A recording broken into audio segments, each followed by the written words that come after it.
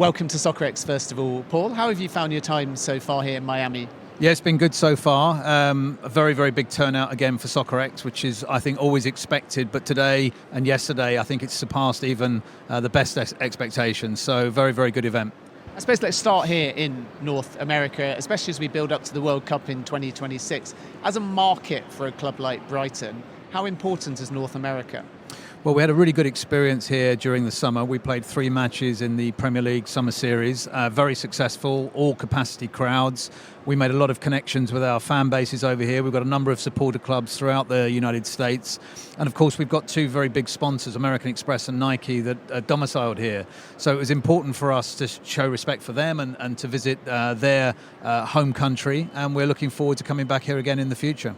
Does it help when the Premier League endorse a tournament like the Summer Series? Obviously, the club wants to do their own thing and have their own strategy, but when the league is working in more of a united way, is that beneficial? I think so. I mean, I think it's always easier as well when you're coming to an English-speaking country. And, you know, a club of our size, as much as we want to grow our brand internationally, it's a lot easier to do that in English-speaking countries first. You know, we don't have the resources to do lots of things in Chinese language, for example, or Japanese language, or even in South America where Spanish language is obviously prominent. Here in the United States, it's a good start for us to test whether our brand works across the pond. And the reaction we had during the summer was absolutely fantastic. So that's encouraged us to do more. And as I say, we hope to be here again in the future. It was new territory for Brighton after a phenomenal season qualifying for European football for the first time in your history. Congratulations, first and foremost. Thank you. Did it make the summer and the off-season different, and if so, how? I think it's the first time the club has competed in 4 competitions ever. So the learning experiences, both on and off the field, are what we're taking from what's happened so far. European competition is different. You've got the travel, you've got game on a Thursday, then again on a Sunday, and then sometimes again on a Thursday and a Sunday, repeating the pattern.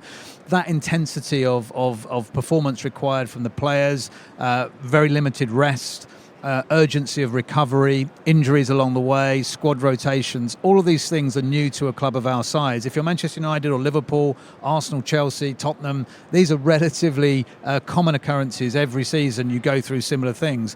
For us, it's the first time in 122 years that we've had to compete in this way. We're enjoying every minute of it, but it's been difficult. And of course, it does impact on your league form as well, because you don't have as much time to recover for those league games. But we're still there. We're still in the top 8. We're on the verge, hopefully, of qualifying for the knockout stage of the Europa League. And if we're able to maintain those 2 things and keep improving, then it will be another good season for us.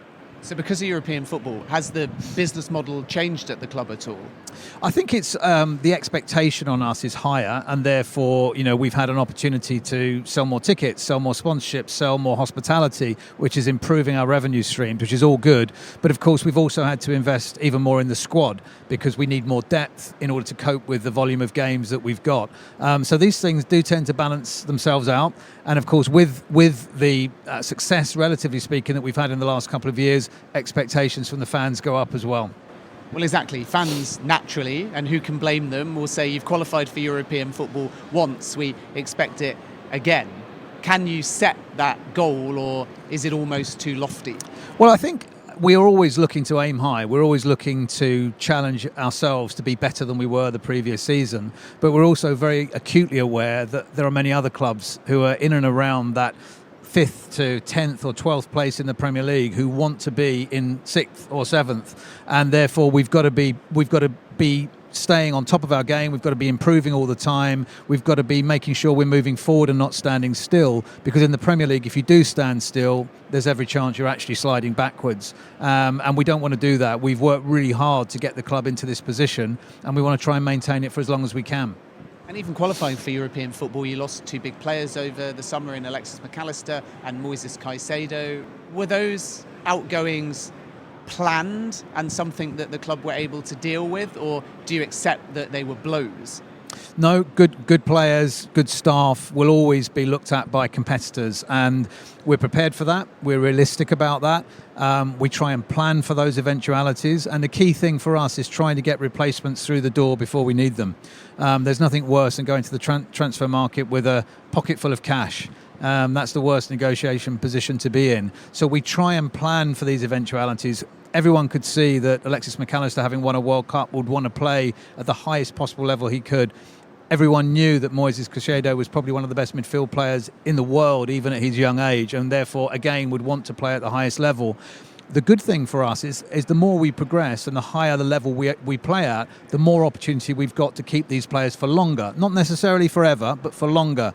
And that enables us to plan even better for the future and gives us a better chance of actually continuing our relative success into the future as well.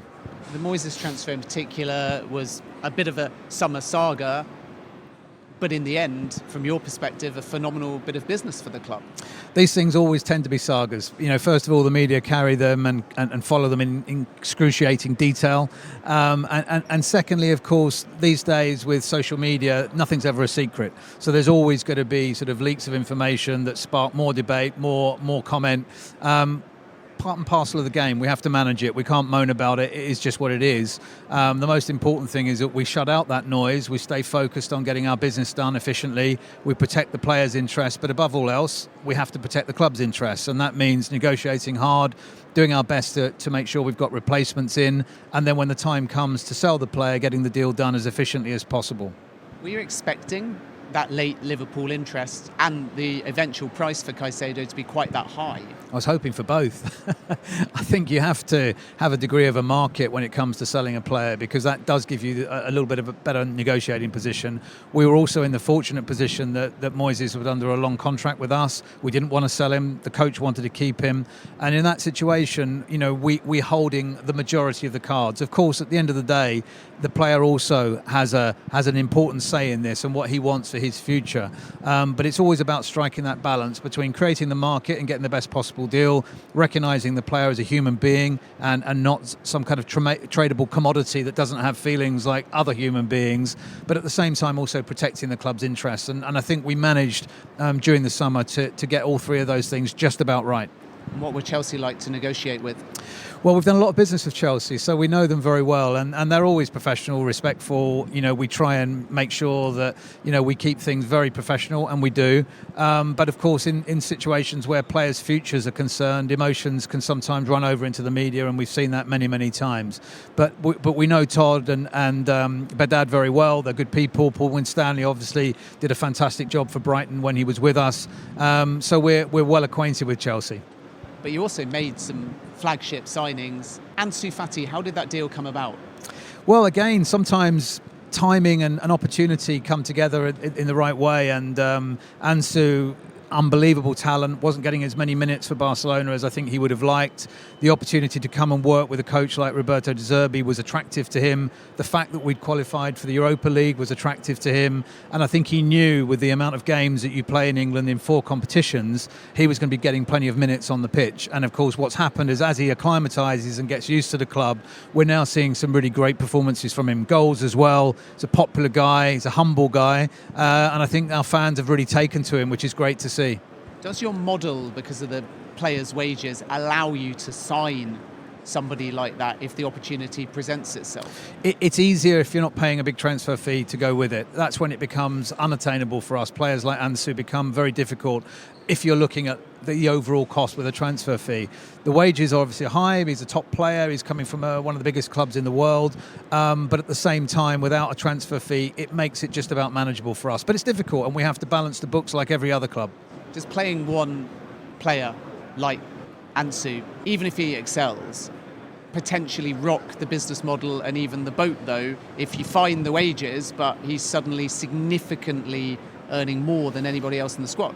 No, I think most footballers understand that rare talents come at higher prices, and Ansu is a rare talent, and he has come at a higher price, and I think everybody is aware of that. I think the squad just want to be the best that we can be. They want to be in a situation where they can be competitive on the field. If a player like Ansu Fati can help us do that, then I think the vast majority of players, if not all of them, accept that as a price worth paying.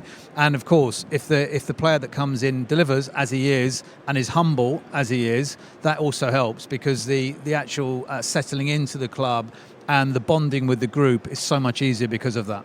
And of course, not just about who you sign, but who you keep as well. And Brighton made sure, for example, before Alexis McAllister left, that you sorted out his future before the World Cup. You settled the player. It suited all parties.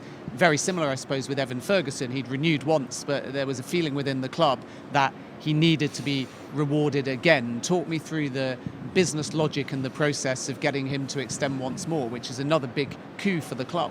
Well, first of all, Evan's been with us for several years now, and we've got a great connection, not just with him on a personal level, but also with his family, and that makes a big difference with his agent as well. He's a great talent. He's still young. He's still got lots of things to learn. He'll be the first to say that, and the first to put himself forward to learn. But he's also delivering in the Premier League. And when you've got a striker that's delivering at that level already, then he deserves to be paid what the going rate is for someone who is delivering at the highest level in the domestic game. And that's something which we're keen to do. Make sure players are rewarded when we can. Put them into long contracts to give them security, give us security. But very importantly with young players, also to help them keep learning. Because at some point in the future, Evan's going to be playing at an even higher level if his trajectory continues as it is. And we want to make sure that we do everything we can to prepare him for that, not just on the field, but off the field as well. Give him as much support as we can. So there is an acceptance with a player like him and a profile like him. They will be sold from Brighton, even if you keep qualifying for Europe season on season. I think, as I said before, the higher level we can play at, the more chance we've got of keeping our top players for longer.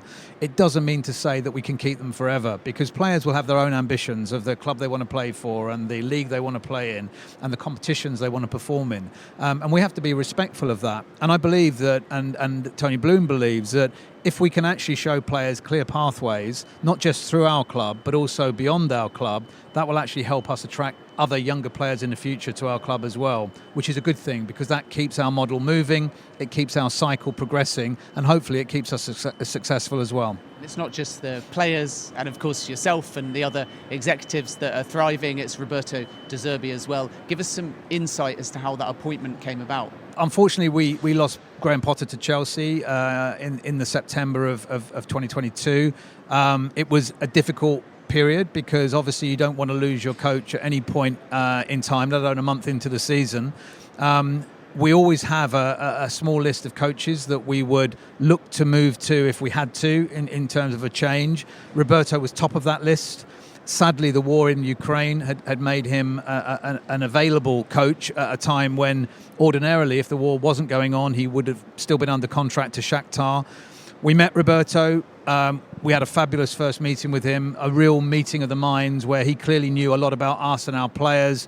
We'd done our homework on him, obviously, in advance. And we felt that there was a coach there that we could work with, not only someone who could elevate us even further from the work Graham had done, which was great work, but actually maybe take us on to another level and do it in a slightly different way, which he's done. But critically, with a very, very similar group of players to the ones that Graham was working with. And so, so far, things have worked really well. Roberto's done a fabulous job. I don't think anyone in world football hasn't seen the way he plays and the way we play as a result of that. It doesn't mean to say we don't get things wrong. We're not the finished article. We will lose games. We're not the biggest club in the Premier League, let alone in Europe or the world. So we know where we've come from. We know who we are and where we are. We're staying humble, but we're also enjoying what Roberto's doing for us and enjoying what this squad of players is delivering. The better he does, the more in demand he's going to be. How do you keep him at the football club for as long as possible, knowing that if he succeeds, some of the biggest clubs in the world will inevitably come calling? That's our biggest conundrum with our model, that the better we do, in some ways the more vulnerable we become, because people look at what we're doing, how we're doing it, the people that are doing it for us, and they want them. And we've seen that many, many times, whether it's, Caicedo to Chelsea, McAllister to Liverpool, Bissouma to Tottenham, Potter to Chelsea, staff that we've lost along the way as well, Ashworth to Newcastle, Winstanley to Chelsea. It's on and off the field. But I take that, and Tony takes that as a big compliment to the progress that we're making. And it's incumbent on us, on me in particular, to make sure we've got succession plans in place to manage and overcome those bumps in the road. Because at the end of the day, every football club will lose players and staff at some point. We just have to make sure that we're ready and prepared for it when it happens to us. Because every football club is planning 3 to 5 windows ahead in recruitment and 2 to 3 seasons ahead as far as business plans are concerned. Does that mean that you already have to start thinking about a successor to De Zerbi now, just in case Manchester City or Real Madrid come calling? Absolutely, and that's part and parcel of looking at the top 20 or 25 positions in our club all the time, identifying who's vulnerable to being taken by somebody else, or who may just simply want to change in lifestyle at a point in time, and making sure that we know if that happened, who would be coming in to replace them. And that might be an internal appointment, it might be an external appointment, but the most important thing is that we have an idea of who it would be. And there's nothing worse than suddenly facing a change and then having a gap because you haven't done the homework to consider who would come in to replace that person. So in order to make the bumps in the road, because they'll always be there, they'll always be something you have to cope with, make those bumps in the road as impactless as possible, we have to prepare. And preparation, like any business, is critical. That's not to suggest, though, that the club just roll over when somebody comes knocking and asks for your manager or your top player. No, definitely not. We protect ourselves as far as we can contractually, financially, and also we try and create an environment where our best people want to stay with us. And, that's certainly served us well over many years now, but we're also realistic when they also want to move on.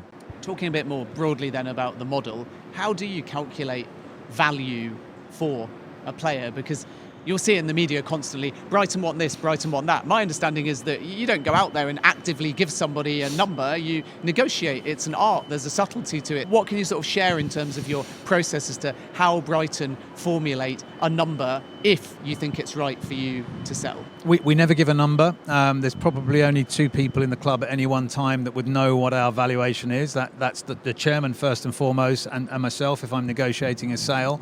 But we never give that to whoever we're negotiating with. The number is what it is at a point in time. There are certain players in certain positions who will be in high demand at certain periods, and therefore the price will be higher.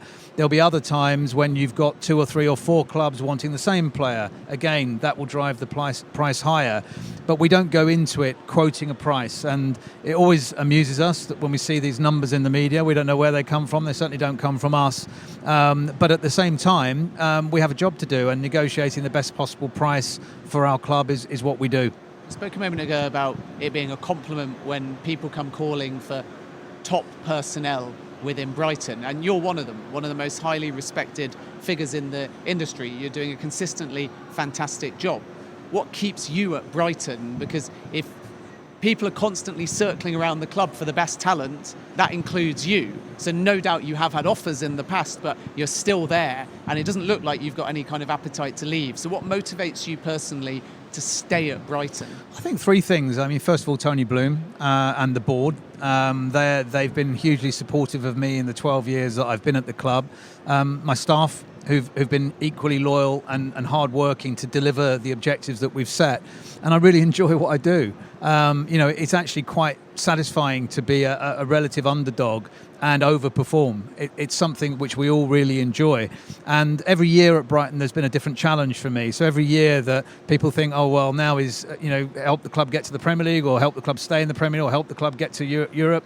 There's something else the following season that keeps me motivated and interested. And as I said, I'm very lucky. I've got one of the best owners in world football, backed by a fantastic board and staff. And that's enough, I think, to keep any chief executive where he is at any point in time. Just a final couple of questions. You mentioned that Brighton are the underdog and the Premier League is getting stronger and more competitive, but we also know that certain clubs are going to be equipped to expand. Chelsea have got their multi-club model, you've got City Football Group, you've got Newcastle where Dan Ashworth has gone, Jim Ratcliffe is expected to complete 25% of Manchester United. How do Brighton compete against clubs that don't just have financial muscle, but have that broader, ambitious, innovative type multi-club model?